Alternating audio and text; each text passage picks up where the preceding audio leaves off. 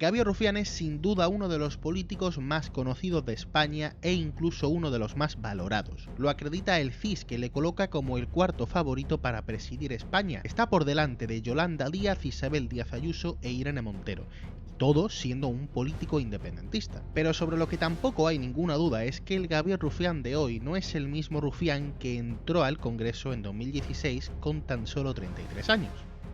Por entonces el pulso independentista estaba en auge y el referéndum del 1 de octubre de 2017 se sabía inminente. Gabriel Rufián entonces era por encima de todas las cosas un político independentista.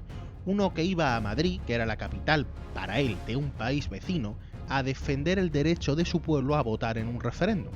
Noticia para la futura República Catalana, nuestra intención es estar 18 meses como máximo. Fue una bravuconada, pero no solo de Gabriel Rufián, de todo un movimiento político que sacó a las calles de Cataluña a 1 millón de personas. Y es que hay que entender el contexto, y es que en aquel momento el independentismo se veía capaz de lograr la separación efectiva de España. Había, es cierto, cierta ingenuidad en los dirigentes de aquel proceso, unos que no eran capaces o no fueron capaces de prever la capacidad de respuesta que tenía el gobierno de España. Y es que creían de verdad que 18 meses después Cataluña sería un país independiente. Hoy, 10 años después de aquella frase, Gabriel Rufián sigue siendo diputado de aquel Congreso del país vecino. En todo este tiempo el político de Esquerra Republicana ha mutado, y es que ha pasado de sacarle impresoras y esposas a ministros del PP de Mariano Rajoy y de encararse con ministros del primer gobierno de Pedro Sánchez a ser uno de los máximos defensores del gobierno de España, y hasta bromear con ser del Partido Socialista. Le agradezco mucho a mi grupo parlamentario, al PSOE. Es broma. El Rufián Destroyer que iba con camisetas reivindicativas al Congreso desapareció. Ahora tenemos a un Rufián que podría ser perfectamente un ministro del PSOE. Si es que va con traje y corbata y todo. Analizamos la mutación de Gabriel Rufián, su cambio hacia lo que es hoy, la posibilidad de que se articule alrededor de él un frente amplio de izquierdas y la actuación actualmente del diputado de Esquerra Republicana. Hoy aquí en La Diana. Arrancamos. La Diana, análisis desde el sur con Samuel Saborido. 12 de enero de 2016. Por primera vez Gabriel Rufián acaba de tomar posesión de su acta de diputado del Congreso Español. En una rueda de prensa asegura que su objetivo es estar solo 18 meses en lo que él denomina el Parlamento de un país vecino. E irrumpió así en la vida política española un Gabriel Rufián que pronto sería viral por su tono chulesco, sus camisetas de manga corta y reivindicativas y sus incendiarios discursos. Rufián era un diputado catalán y el propósito que se había encomendado era defender la soberanía nacional de Cataluña. En sus cara a cara con ministros de Rajoy el tema recurrente era siempre el mismo, el referéndum de independencia, y más concretamente sobre cómo pretendía el Ejecutivo de España, el Ejecutivo gobernado por Mariano Rajoy, impedir que se produjera. Ese Rufián ahora no existe, el ahora portavoz de Esquerra Republicana ha cambiado su perfil político. Aunque es cierto que no ha dejado del todo su tono chulesco y su verborrea desafiante. Desde su cambio de vestimenta hasta los temas de los que habla dan fe del cambio que está viviendo Gabriel Rufián y que hoy vamos a analizar en La Diana con el apoyo de Albert Aragonés. Él es un periodista de Público en Cataluña y es colaborador habitual de este canal, de La Diana.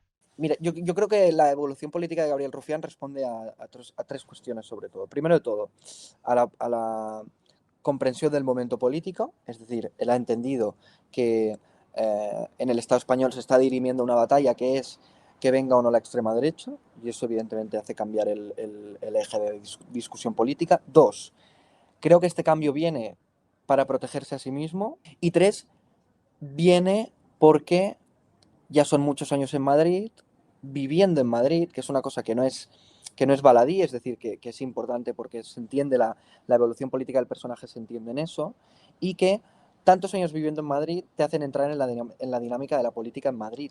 ¿no? Y eso te hace evolucionar como agente político, evidentemente. El diputado catalán es uno de los políticos españoles mejor valorados. En los últimos años, sus intervenciones en el Congreso han logrado convencer a mucha gente.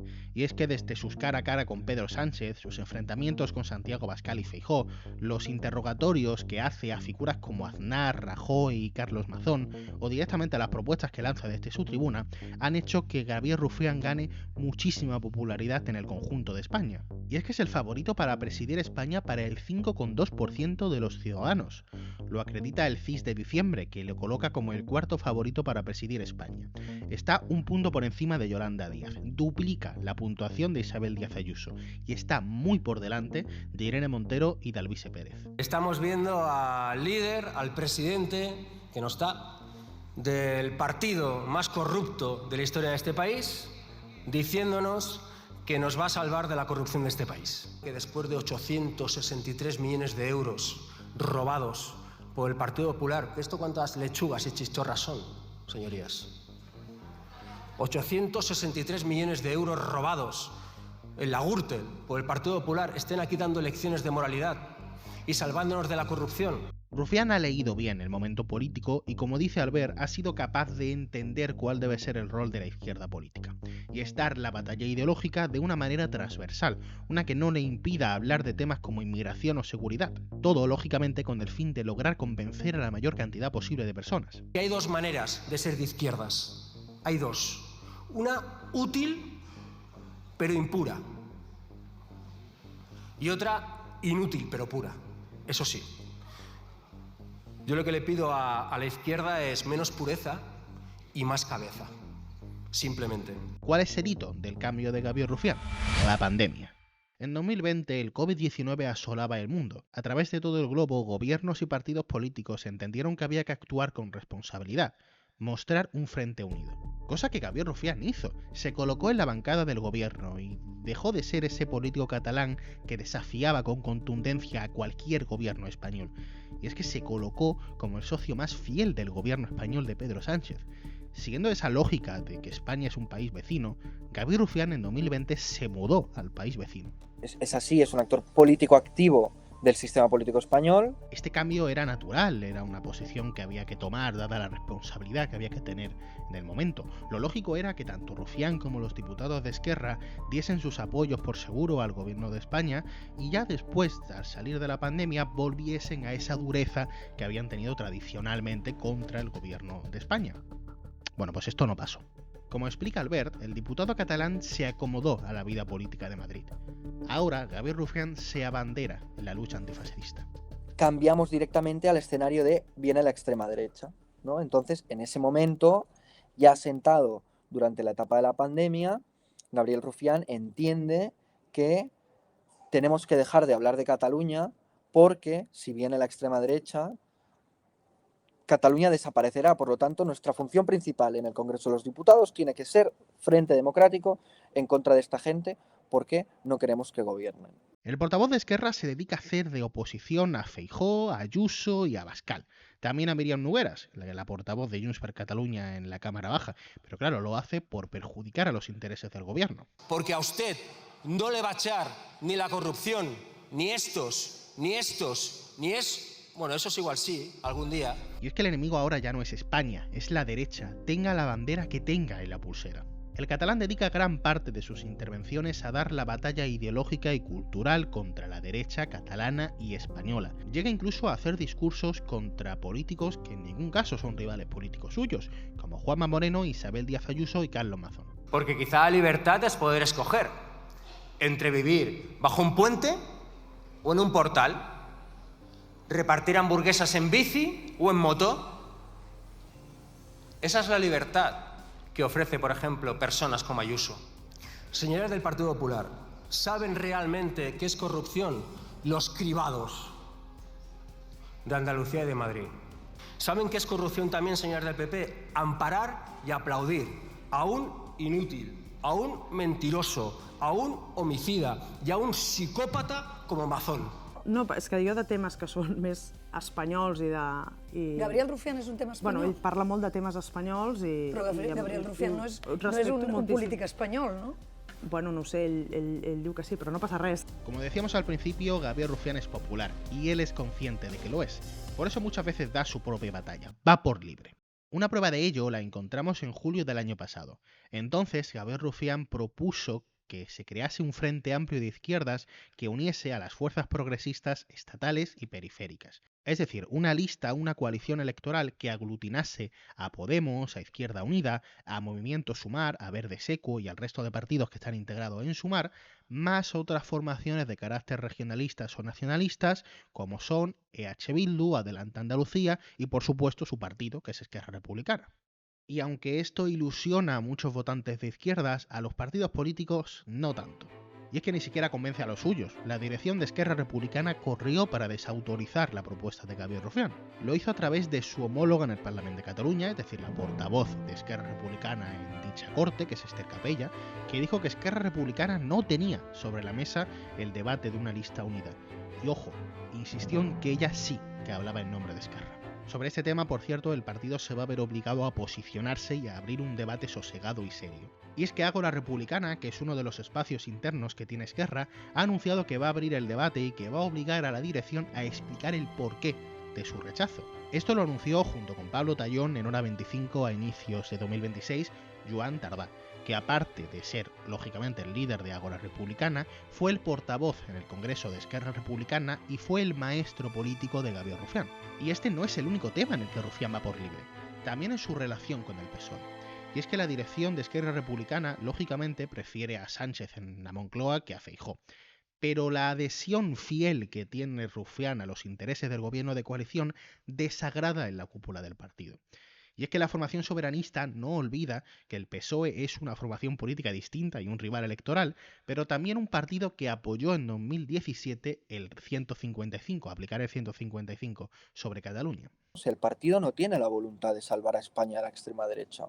El partido tiene la voluntad de mejorar la vida de la gente y de hacer entender que es necesario un catalanismo político fuerte para defender los intereses de los catalanes y demostrar también las flaquezas del Estado español, en mejorar la vida de la gente. Que eso es lo que lleva, digamos, a la discusión final de ¿veis cómo en el Estado español es muy difícil mejorar vuestras vidas? Por eso tenemos que ser independientes, para tener una vida mejor, ¿no? De momento, Gabriel Rufián goza de la confianza de la dirección del partido, básicamente porque es uno de los grandes defensores de su presidente, Oriol Junqueras. Pero es que esta predisposición que tiene el catalán de ir por libre ya molesta, ya desagrada a la dirección del partido. Y más teniendo en cuenta lo más importante, que son los resultados, que es lo que importa en política. Y es que en 2023 Gabriel Rufián empeoró resultados, perdió confianza. De los 13 diputados que tenía en el Congreso, bajó a 7 escaños, que es lo que tiene ahora en el Congreso de los Diputados. Puede que estéis pensando que Rufián tiene el puesto más que asegurado porque es una persona muy bien valorada, que se hace viral cada vez que habla, y bueno, lo hemos hablado en el CIS, ¿no? Es el cuarto favorito para presidir España. ¿Cómo va a perder el puesto? Estarás pensando. Y es que a Esquerra Republicana no le importa la popularidad que pueda tener en España Gabriel Rufián. Porque a Gabriel Rufián y a Esquerra no le votan los españoles, le votan solo los catalanes. ¿Qué importancia tiene la encuesta del CIS cuando en España no te votan? Te votan en Cataluña. Tiene muy poca relevancia, porque tus votantes son los de aquí, ¿no? Y su popularidad aquí es diferente. Y quizá Rufián esté buscando un nuevo paraguas electoral donde caer. Quizá esta mutación de la que estamos hablando tenga que ver con que esté buscando agradar. Quizá agradar a Podemos o Izquierda Unida. Quizá incluso en el PSOE. Quizá Rufián lo que esté buscando es el espacio para crear un proyecto político propio. O quizá esté buscando acabar en tertulias de programas de actualidad. Quizá. Así que reportaje, ¿qué tal? Soy Samuel Saborido, soy periodista malagueño, soy presentador de este podcast de La Diana y simplemente te voy a pedir que si has llegado hasta aquí, leches, es que te ha gustado. Dale like y suscríbete al canal, que tenemos contenido como este y otros tipos de contenido que seguro que alguno hay que te guste. Date 5 minutos, date una vuelta por el canal y si hay algo más que te gusta, suscríbete, seguro que no te arrepientes. La Diana es un videopodcast autoproducido y presentado por Samuel Saborido. Puedes vernos y escucharnos en YouTube, Spotify e iVoox. Y ahora también leernos en ladianapodcast.com.